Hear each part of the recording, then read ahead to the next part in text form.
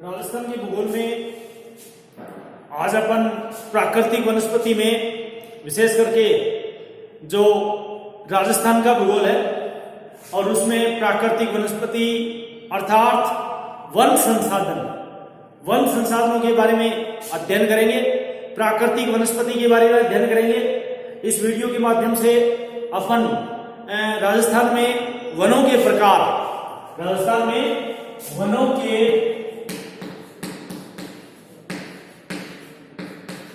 प्रकार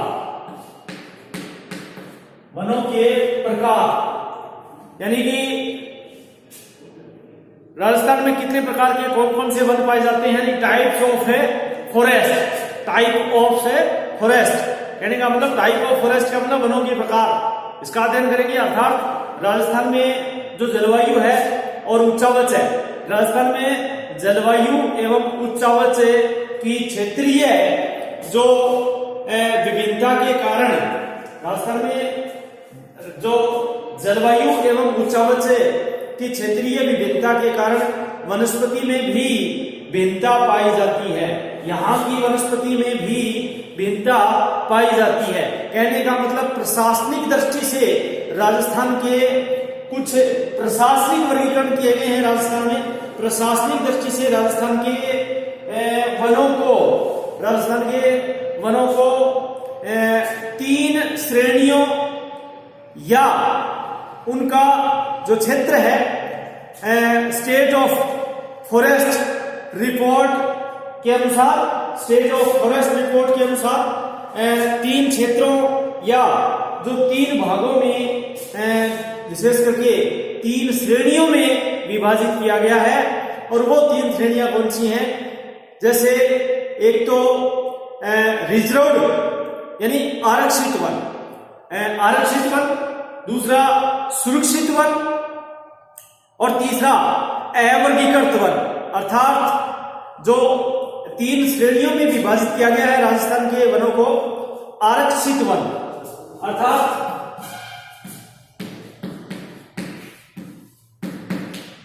आरक्षित वन यानी कि राजस्थान में जो वनों की श्रेणियां प्रशासनिक दृष्टि से जो श्रेणियां बांटी गई हैं उसमें आरक्षित वन यानी कि ये 12,475 वर्ग किलोमीटर में है।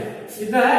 12,475 वर्ग किलोमीटर में जो वन फैले हुए हैं वो आरक्षित की श्रेणी में आते हैं। आरक्षित वनों की श्रेणी में प्रशासनिक दृष्टि से ये। दूसरा है सुरक्षित वन,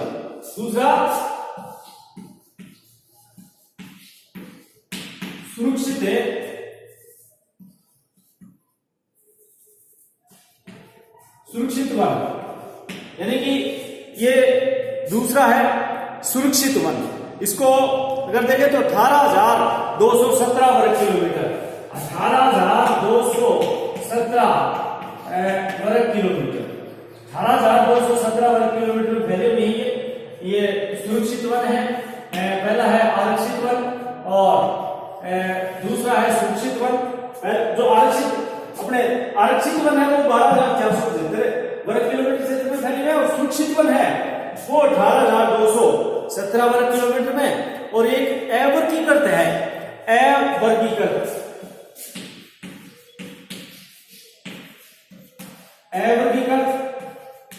वन क्षेत्र, अवर्गीकृत वन क्षेत्र अर्थात जो 2045 वर्ग किलोमीटर क्षेत्रफल में फैले हुए हैं। 2045 वर्ग किलोमीटर क्षेत्रफल में फैले हुए हैं यानी कि 18,217 में सुरक्षित, अवर्गीकृत में 2045 जो वर्ग किलोमीटर में फैले हुए हैं और 12,475 है वो आरक्षित की श्रेणी में है। इस प्रकार से यदि देखें तो तीन प्रशासनिक दृष्टियों की श्रेणियों में बांट करके वनों को वर्गीकृत किया गया है। अब ये तीन श्रेणियां, सबसे पहले आरक्षित वन जो कि लगभग इसका टोटल एरिया है वो 12,475 वर्ग किलोमीटर क्षेत्रफल है पूरा राजस्थान में, उसको आरक्षित की श्रेणी है। अब ये आरक्षित वन है क्या? कहने का मतलब आरक्षित वन को किन वनों को आरक्षित वनों की श्रेणियों में रखा गया है? इन वनों पर पूर्ण जो सरकारी नियंत्रण होता है, जो वन क्षेत्र है उस पर है पूर्ण नियंत्रण, यानी कि जिसका पूरा सरकारी नियंत्रण होता है, कंट्रोल गवर्नमेंट के हाथ में होता है पूरा पूरा।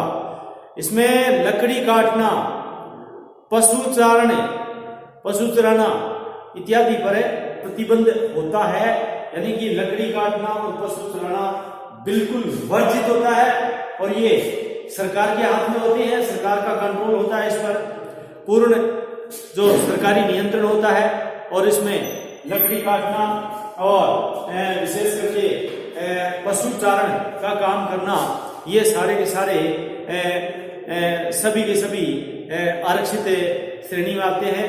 और इनमें 12,475 वर्ग किलोमीटर क्षेत्र में जो आरक्षित वन है और जो कुल वन क्षेत्र का कितना है टोटल है वो 38% है, यानी कुल जो वन है, जैसे कुल वन का 38%, 38% भाग आरक्षित श्रेणी का है कुल वन का, इसमें आरक्षित श्रेणी में आता है।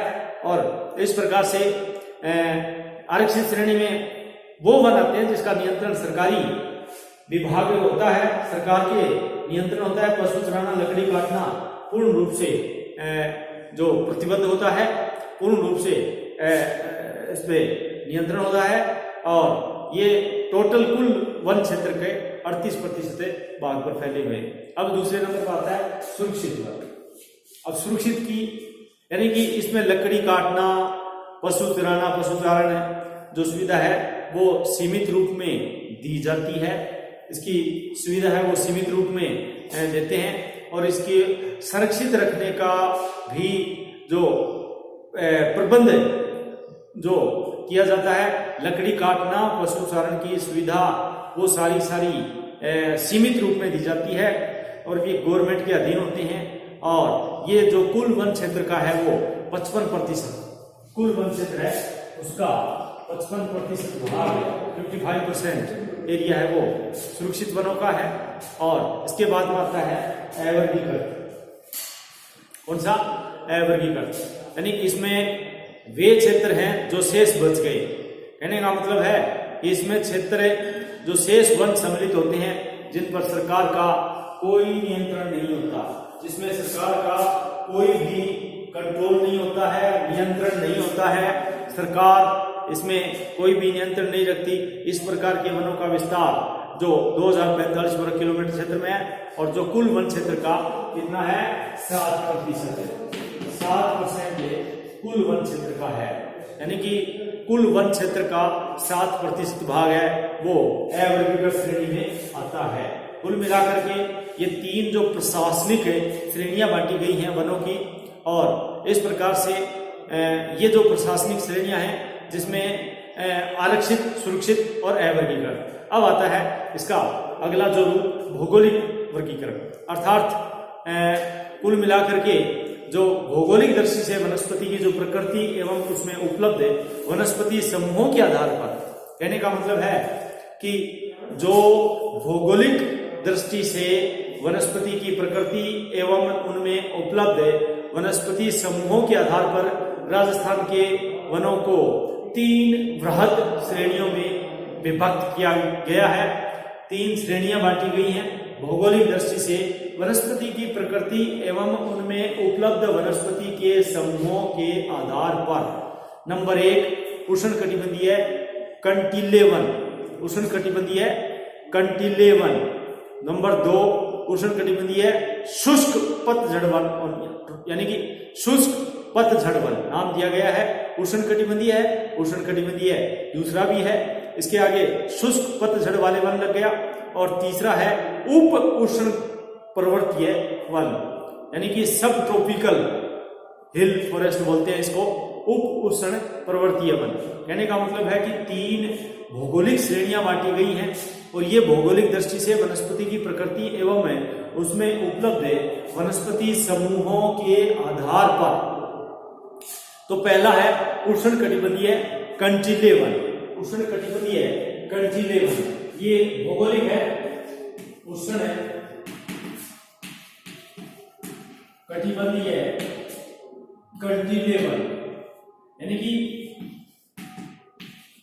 उष्णकटिबंधीय कैंटिलीवर, ये जो इसमें विशेष करके वनस्पति के समूहों के आधार पर जो बांटा गया है। अब जो उष्णकटिबंधीय कैंटिलीवर है वो इस प्रकार के वन जो विशेष करके पश्चिमी राजस्थान के, विशेष प्रकार के जो पश्चिमी राजस्थान है उसके शुष्क एवं अर्ध शुष्क प्रदेशों में पाए जाते हैं। पश्चिमी जो राजस्थान है, जैसे मेरे बाड़मेर बीकानेर वाला एरिया जो सबसे मरुस्थल वाला महान मरुस्थल जिसको बोलते हैं, पश्चिमी राजस्थान के शुष्क एवं अर्ध शुष्क प्रदेशों में इस फैले हुए मरुस्थलीय वनस्पति के नाम से भी इसको जाना जाता है। इसमें जो कांटेदार झाड़ियां हैं, कांटेदार वृक्ष हैं, वो उनकी प्रधानता होती है। और जैसलमेर, बाड़मेर, जोधपुर, बीकानेर, नागौर, चूरू, सीकर, झुंझुनू, जालोर, इन जिलों में इस प्रकार की वनस्पति की प्रधानता पाई जाती है। इसमें रेतीले मैदान में झाड़ियों की प्रधानता पाई जाती है, जबकि अर्ध शुष्क भागों में जैसे अपने खेजड़ा है, रोहिड़ा है, बेर है, बबुल है, केर है आदि के वृक्ष मिलते हैं। इनमें खेजड़ा एक बहुउपयोगी वृक्ष भी है और राज्य का जो वृक्ष है उसका भी दर्जा दिया गया है। राज्य का वृक्ष, राजस्थान राज्य का वृक्ष खेजड़ा, जिसको साधारण भाषा में अपन जंटी बोलते हैं, तो उनको खेजड़ा कहा गया है और राज्य का वृक्ष का दर्जा दिया गया है। ये बहुउपयोगी वृक्ष माना गया है और ये उष्णकटिबंधीय कैंटिलीवर वन में आता है। कई बार वनों के प्रकार पूछ लेते हैं कि उष्णकटिबंधीय कैंटिलीवर वन में कौन कौन से वन शामिल किए हैं, तो इसमें झाड़ियां तो नहीं कांटेदार, और झाड़ियों के साथ साथ में विशेष करके खेजड़ा, रोहिड़ा, बेर, बबुल, केर, ये सारे वृक्षों की जो प्रधानता है वो इनमें पाई जाती है। और इसके बाद में नंबर 2 पर आता है उष्णकटिबंधीय शुष्क पतझड़ वन, यानी कि उष्णकटिबंधीय शब्द है और एक पतझड़ शब्द लग गया, पतझड़ वाले वन, यानी मौसम के अनुसार जो पत्ते गिरा देते हैं, मौसम के अनुसार जो पत्ते गिरा देते हैं उसको पतझड़ वाले वन बोलते हैं। और इस प्रकार के वन है वो विशेष करके जो अरावली पर्वतमाला है, अरावली पर्वत श्रेणी के जो उत्तरी और पूर्वी ढाल है, अरावली पर्वत श्रेणी है उसके उत्तरी और पूर्वी ढालों पर विशेष करके जो अलवर है, भरतपुर है, धौलपुर है, विशेष करके अलवर, भरतपुर और धौलपुर वाला जो एरिया है, पूर्वी ढाल वाला एरिया, उसमें ये सभी छोटे छोटे क्षेत्रों में फैले हुए हैं। अलवर, भरतपुर, धौलपुर वाले क्षेत्रों में छोटे छोटे क्षेत्रों में फैले हुए हैं। इस प्रकार के वन विशेष करके अगर राजस्थान में अन्य जगहों पर देखें तो सिरोही, उदयपुर, अजमेर, चित्तौड़गढ़ जिलों में भी फैले हुए हैं। और इस प्रकार के जो दक्षिणी पूर्वी राजस्थान के कोटा, बारा, झालावाड़, बूंदी, सवाई माधोपुर, डूंगरपुर, बांसवाड़ा, चित्तौड़गढ़ जिलों में जो वन फैले हुए हैं, इनको मिश्रित वन भी कहा जाता है। मिश्रित वन विशेष करके दक्षिणी पूर्वी जो राजस्थान है, हारूटी का पठार है, कोटा, बूंदी, बारा, झालावाड़ वाला जो इलाका है, अर्ध शुष्क जिसको बोलते हैं, दक्षिणी पूर्वी राजस्थान में कोटा, बारा, झालावाड़, सवाई माधोपुर, डूंगरपुर, बांसवाड़ा, चित्तौड़गढ़, इनमें जिसको मिश्रित वन के नाम से जाना जाता है। और जो उष्णकटिबंधीय प्रमुख पतझड़ वाले वनों की श्रेणी में आता है, उनमें भी फैले होते हैं। इन वनों में विभिन्न प्रकार के उपयोगी वृक्ष, अब उपयोगी वृक्षों में कौन कौन से, जैसे धोकड़ा है, गुल्लर है, आम है, अपने बरगद है, जो प्लास है, बांस है, आंवला है, ओक है, ये सभी जो अपने केर है, तेंदू के पत्ते से बीड़ी बनाई जाती है। तेंदू के पत्ते से बीड़ी बनाने का जो उद्योग है वो तेंदू पर निर्भर है। तो ये सभी जो उपयोगी हैं, सेमल है, ये सभी उपयोगी वृक्ष मिलते हैं। यानी का मतलब है कि इन वनों में विभिन्न प्रकार के उपयोगी वृक्ष, और विभिन्न प्रकार के उपयोगी वृक्षों में धोकड़ा, गुल्लर, आम, बरगद, प्लास, अपने बांस, आंवला, ओक, ये केर, तेंदू, सेमल, ये सभी मिलते हैं। और दक्षिणी राजस्थान, विशेष करके दक्षिणी राजस्थान के इन वनों में एक सागवान भी, दक्षिणी राजस्थान में इन वनों में एक सागवान की जो उपयोगी लकड़ी है वो अत्यधिक वहां यहाँ पर उपलब्ध होती है। दक्षिण राजस्थान में सागवान भी मिलता है और वृक्षों के साथ साथ अनेक प्रकार की झाड़ियां एवं घास भी इन वनों में पाई जाती है। अनेक प्रकार की झाड़ियां और घास ये भी इनमें पाई जाती है। और इस प्रकार से उष्ण कटिबंधीय जो शुष्क पतझड़ वाले वन है, जिसको मिश्रित वन के नाम से जाना जाता है, ये दक्षिणी पूर्वी राजस्थान, विशेष करके दक्षिणी और दक्षिण पूर्वी, दक्षिणी और दक्षिण पूर्वी, जिसमें डूंगरपुर, ये बांसवाड़ा, चित्तौड़गढ़ और ये कोटा, बूंदी, बारा, झालावाड़, ये सब जिले इसमें सम्मिलित हैं। और इसमें जो प्लास है, तेंदू है, ढोकड़ा है, खेर है, ये जो सभी प्रकार के वन इसमें मिलते हैं। सागवान विशेष प्रकार के जो उपयोगी है तो ये पाए जाते हैं। और अब जो तीसरा आता है वो उष्ण, जो उष्ण की जगह उप उष्ण पर्वतीय वन है, यानी कि उप उष्ण पर्वतीय वन, ये तीसरा प्रकार है, ये भौगोलिक प्रकार है। उप उष्ण पर्वतीय वन, इस प्रकार के वन राजस्थान में केवल और केवल सिरोही जिले के आबू पर्वतीय क्षेत्रों में प्रधान रूप से या मुख्य रूप से मिलते हैं। कहने का मतलब है कि उप उष्ण पर्वतीय वन यानी आबू पर्वतमाला है, विशेष करके सिरोही जो जिला है और सिरोही जिले में आबू पर्वतीय क्षेत्र है, उसमें इस प्रकार के वनों की प्रधानता है। और इन वनों में सदाबहार उष्ण जो जिसको बोलते हैं अपने सदाबहार एवं अर्ध सदाबहार एवं अर्ध सदाबहार प्रकार की वनस्पति भी इन वनों में पाई जाती है। विशेष करके जो अपन ने अभी इनका अध्ययन किया था, सदाबहार और अर्ध सदाबहार कह सकते हैं अपने, सदाबहार और अर्ध सदाबहार प्रकार की वनस्पति इन वनों में पाई जाती है उप उष्ण पर्वतीय वनों में। और सिरोही जिले के आबू पर्वत में ऐसी इस प्रकार की वनस्पति मिलती है। तो ये कुछ 3 प्रकार के अपने भौगोलिक दृष्टि से उष्ण कटिबंधीय, पतझड़, उप उष्ण, आर्द्र ये थे। अब यदि देखें तो विशेष करके जो अपने सामान्य रूप से राजस्थान की जो वनस्पति है उनके जो सामान्य यदि रूप जो प्रकार है, यदि सामान्य रूप से वर्गीकृत किया जाए तो सामान्य रूप से शुष्क सागवान वन, शुष्क पतझड़ वन, मिश्रित पतझड़ वन, जो अपने बोलते हैं सालर वन, ढाक अथवा प्लास वन, मरुस्थलीय वनस्पति और उप उष्ण सदाबहार वन, ये सामान्य प्रकार के वर्गीकरण है। सामान्य ये तो वर्गीकरण 2 प्रकार का अपन ने विभिन्न श्रेणियों में, जो प्रशासनिक दृष्टि से वनों के प्रकार थे उनमें प्रशासनिक दृष्टि से 3 थे, आरक्षित, सुरक्षित और अवर्गीकृत। और जो एक भौगोलिक दृष्टि से जिसमें विभिन्न प्रकार की वनस्पतियों के समूह के आधार पर, विभिन्न प्रकार की वनस्पतियों के समूह के आधार पर श्रेणियां बांटी गई थी भौगोलिक आधार पर, वो उष्ण कटिबंधीय कंटिन्यू वन, वो पतझड़ वन और उप उष्ण पर्वतीय वन। अब यदि सामान्य वन यदि राजस्थान में देखा जाए सामान्य वर्गीकरण तो शुष्क सागवान वन, शुष्क पतझड़ वन, मिश्रित पतझड़ वन, सालर वन, ढाक अथवा प्लास वन, मरुस्थलीय वनस्पति एवं उप उष्ण सदाबहार वन।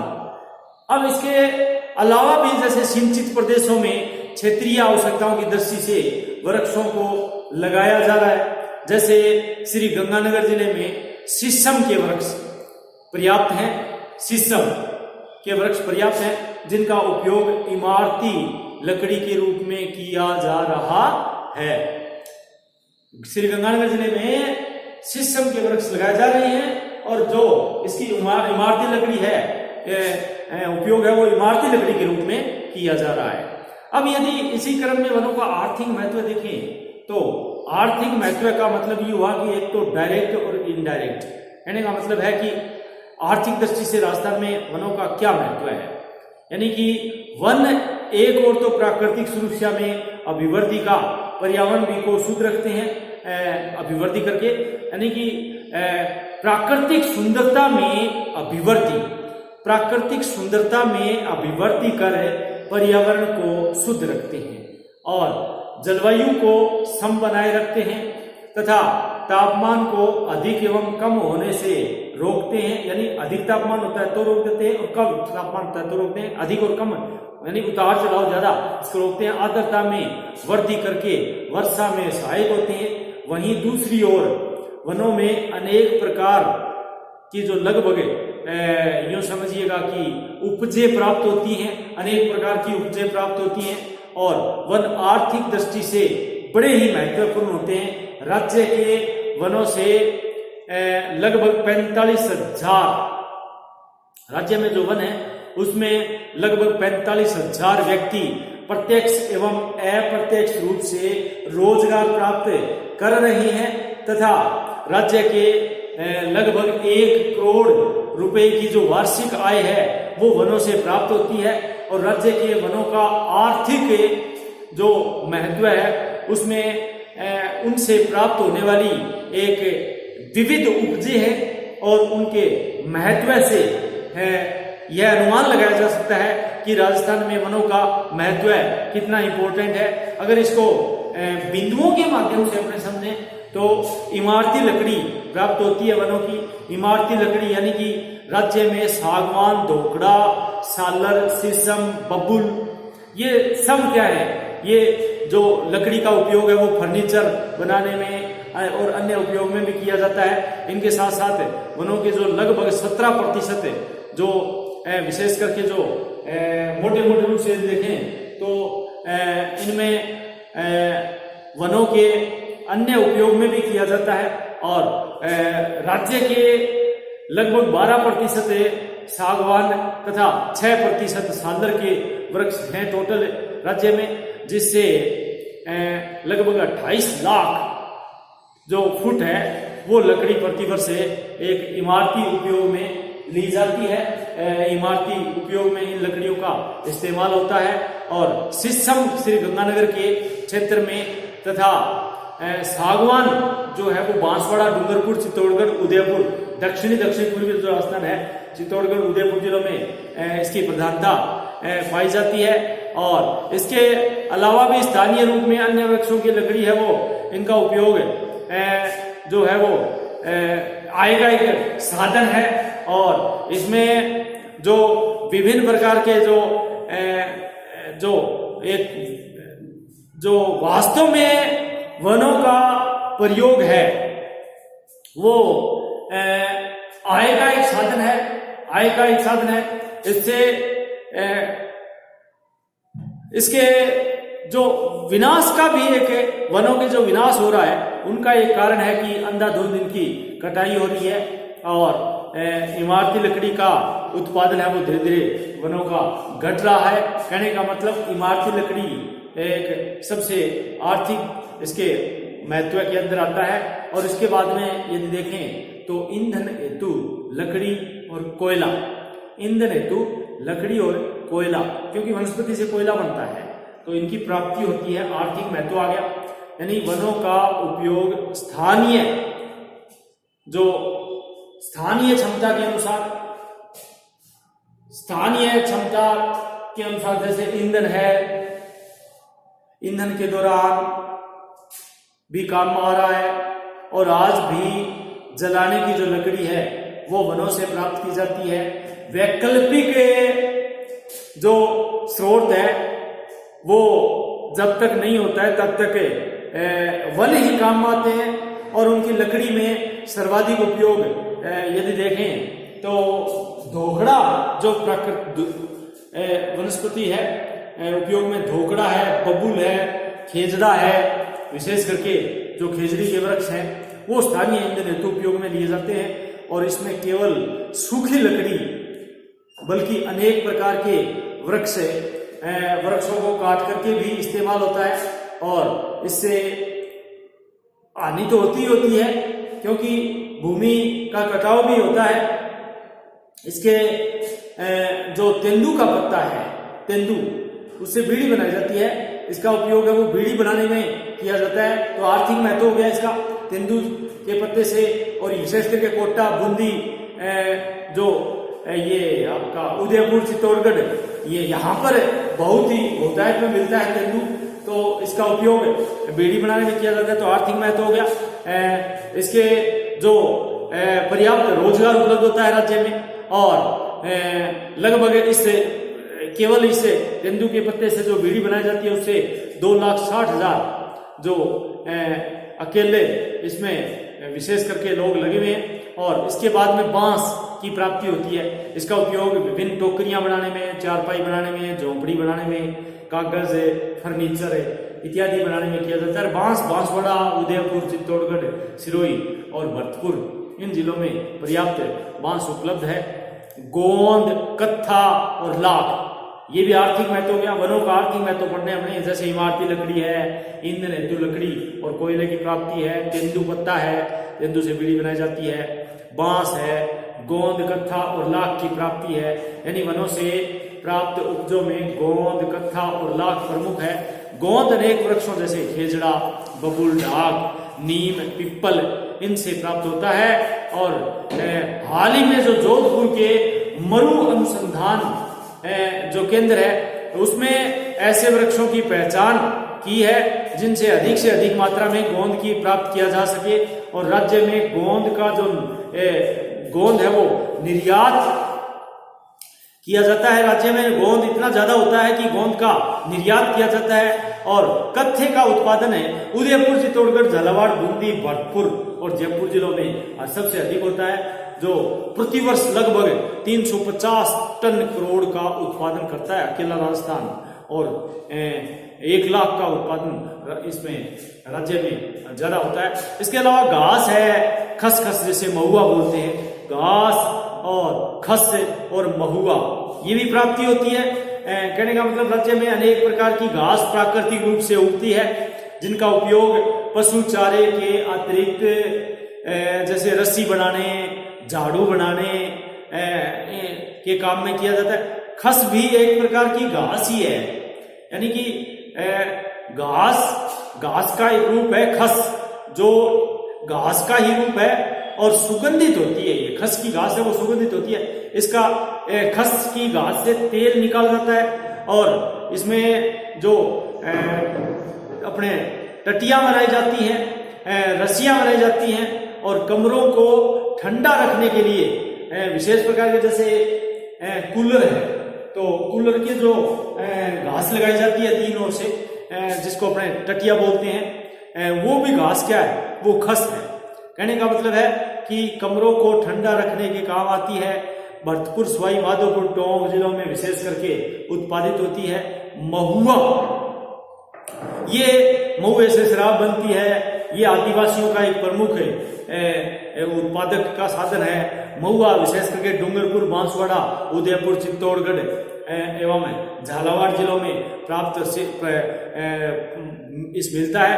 और इस महुए से जो प्राप्त फल है उसका उपयोग तेल एवं शराब बनाने में किया जाता है। दक्षिणी राजस्थान के आदिवासी, और दक्षिणी राजस्थान में कौन से आदिवासी? भील। दक्षिण राजस्थान में जो भील आदिवासी है इनका उपयोग अधिक करते हैं। और सेवण घास जो बाड़मेर जिले तथा मरु राष्ट्रीय पार्क क्षेत्र में मिलती है।